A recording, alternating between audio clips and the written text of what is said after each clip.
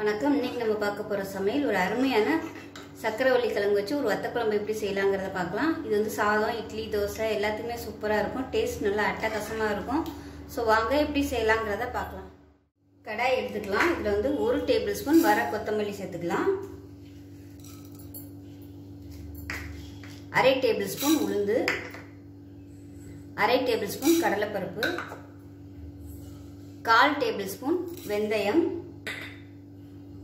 அதே மாதிரி 1/4 டேபிள்ஸ்பூன் மிளகு, ஒரு 5 இலை வந்து கருவேப்பிலை சேர்த்துக்கலாம். இப்போ இது எல்லாத்தையுமே நல்லா வறுத்துக்கலாம்.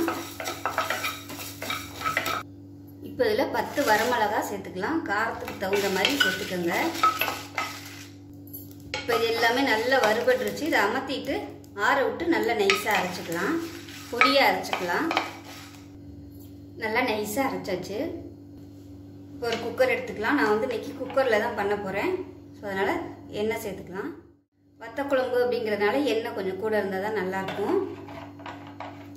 ரீஃபைண்ட் ஆயில் இல்லை நல்லெண்ணெய் எதுனாலும் சேர்த்துக்கலாம். எண்ணெய் நல்லா சூடாயிடுச்சு. 2 வரமிளகாய் சேர்த்துக்கலாம். 1 டீஸ்பூன் கடுகு, 1 டீஸ்பூன் சீரகம், 1 டீஸ்பூன் உளுந்து சேர்த்துக்கலாம். அது கூடவே கட்டி பெருங்காயம் கொஞ்சமாக சேர்த்துக்கலாம். தூள் பெருங்காயமும் சேர்த்துக்கலாம். கொஞ்சமாக கருவேப்பிலை சேர்த்துக்கலாம். ஒரு கைப்பிடி பொடியாக நறுக்கின வெங்காயம் சேர்த்துக்கலாம்.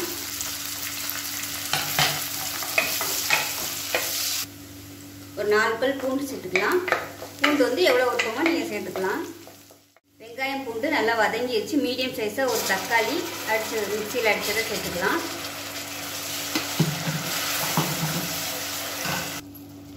தக்காளி நல்லா வதங்கிடுச்சு. இப்போ நம்ம மிக்சியில் அடித்து வச்சுருந்த பொடியை வந்து சேர்த்துக்கலாம். நான் வந்து எல்லாத்தையுமே சேர்த்துட்டேன். எண்ணெயில் லேசாக வதக்கி விட்டுக்கலாம். லேசாக 2.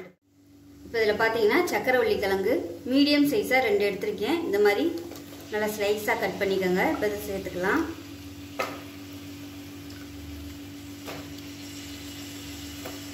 சேர்த்து நல்லா வதக்கி விட்டுக்கலாம். இப்போ இதில் தேவையான அளவுக்கு உப்பு சேர்த்துக்கலாம். உப்பு சேர்த்து நல்லா பரட்டி விட்டுருங்க.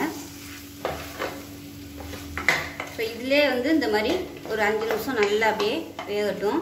அதுக்கப்புறமா தண்ணி சேர்த்துக்கலாம். கிழங்கு எல்லாமே நல்லா வதங்கிடுச்சு. இப்போ தண்ணி சேர்த்துக்கலாம். நல்லா சுடு தண்ணியாக சேர்த்துக்கோங்க.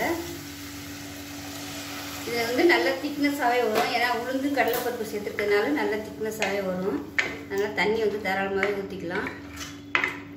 இப்போ இதில் புளி தண்ணி சேர்த்துக்கலாம். இப்போ இதில் கொஞ்சமாக புளி தண்ணி சேர்த்துக்கலாம். இதில் கொஞ்சமாக மஞ்சள் தூள் சேர்த்துக்கலாம்.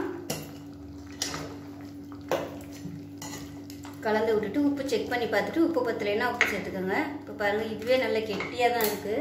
இன்னும் கொஞ்சம் தண்ணி சேர்க்குறேன். இப்போ எல்லாமே கரெக்டாக இருக்குது. ரொம்பவும் கெட்டியாக இல்லை, தண்ணியாகவும் இல்லாமல் கரெக்டான ஸ்டேஜில் இருக்குது. இப்போ வந்து மூடி வச்சுக்கலாம். மூடி வச்சுட்டு இதில் ஒரு 4 விசில் விட்டுட்டு ஸ்டீம் போனதுக்கப்புறம் பார்க்கலாம். இப்போ ஸ்டீம் போயிடுச்சு. எப்படி இருக்குன்னு பார்க்கலாம். பாருங்கள், நல்லா அருமையாக வந்துருச்சு. கரெக்டான அளவில் இருக்குது. ஆறுச்சுன்னா உங்களுக்கு நல்லா இன்னும் கொஞ்சம் கெட்டியாக வரும். எப்படி வந்திருக்குங்கிறத பார்க்கலாம். நல்லா சாஃப்டாக வந்துருச்சு. டேஸ்ட் பார்த்தீங்கன்னா நல்லா அட்டகாசமாக இருக்குது. இதில் விருப்பப்பட்டால் நீங்கள் வந்து 1 டீஸ்பூன் போல் வெல்லம் சேர்த்துக்கலாம். நான் வந்து சேர்க்கலை. உங்களுக்கு விருப்பம் இருந்தால் நீங்கள் சேர்த்துக்கோங்க. அவ்வளோதான். சூப்பரான சக்கரவள்ளி கிழங்கு வத்த குழம்பு ரெடி ஆயிடுச்சு. ஸோ இதே மாதிரியே செஞ்சு பாருங்கள். ரொம்பவும் ஆரோக்கியமாகவும் இருக்கும், டேஸ்ட்டாகவும் இருக்கும். செஞ்சு பார்த்துட்டு எப்படி வந்துச்சுங்கிறத சொல்லுங்கள். வீடியோ பிடிச்சிச்சுன்னா லைக் பண்ணுங்கள், கமெண்ட் பண்ணுங்கள், சேனலை சப்ஸ்கிரைப் பண்ணுங்கள், பக்கத்தில் உள்ள பெல் பட்டனையும் ப்ரெஸ் பண்ணுங்கள். நன்றி.